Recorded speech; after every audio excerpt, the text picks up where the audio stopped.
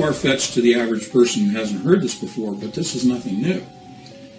But let's go beyond the rabies. Let's talk about people getting a flu shot or getting a avian flu inoculation. There is another very insidious disease, if you will, which is really a man-made disease.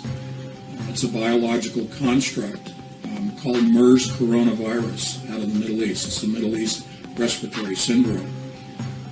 It's made its way into Europe to a certain extent, and eventually, because of air travel, it will reach around the world. It's another example of where inoculations or vaccines are being derived, or they're trying to derive for. That, again, I always like to go all the way to the end. What's the purpose? What's the goal? If you have a man-made or engineered virus, why was it created? Is it simply just to kill people? Well, that's one part of it, but if you go further and you go deeper than that, it is to get people to demand a vaccine, a shot, if you will, or a pill. Why would, if you're in a position of control, of power, of ultimate power, why would you want people to demand a vaccine?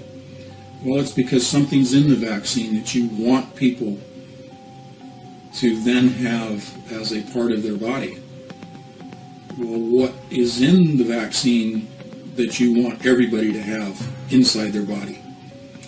It is a DNA manipulator or modifier. I mentioned earlier third-strand DNA. There is already, and you can find this on the internet, in existence, a third strand of DNA constructed of silicon. Again, we go back to the silicon chip in computers. The third strand is made of silicon and is also coated in gold. If you talk about nanotechnology and nano layers, this is extremely thin coating of gold down to a billionth of a millimeter of gold that is coating the silicon from which you are building a third strand of DNA. The purpose of the gold is to increase the surface area around this strand so that more information can be digitally imparted or programmed. Essentially what you're doing is you're creating a third strand of DNA.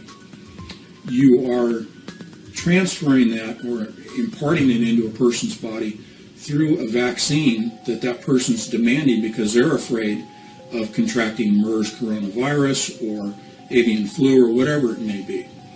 And so the government, if you will, or the powers that be sit back and they kind of chuckle and they say, well, we couldn't have forced people to take this vaccine or to take this hidden third strand of DNA. They would rebel against it. But if we create the problem and present the solution, people will demand the solution. Thus we achieve our ultimate goal of having this DNA in every person changed. Well, let's go deeper. What's the goal? What's the purpose? Yeah, you go around and change everybody's DNA. What do they become? They become a hybrid. The insidious part of this is that once a person is injected, almost immediately their DNA undergoes transformation. Almost immediately they lose all awareness of the fact that they've lost their independence, their ability to think on their own, to make decisions on their own, and to affect them on a moral level. Their moral independence, their beliefs, religious, moral, ethical, legal, all of those go away.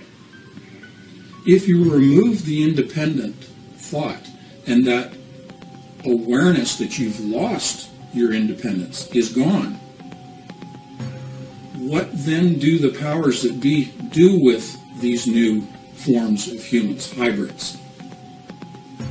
They can control them. They can turn them into a serf class.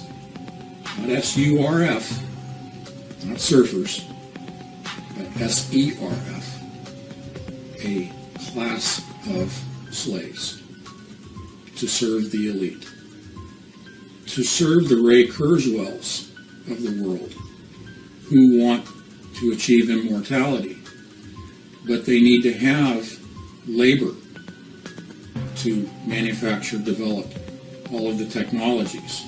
And they have enough technologies now. The technology, the scientific world, if you will, has reached the level where they don't care about hiding it anymore.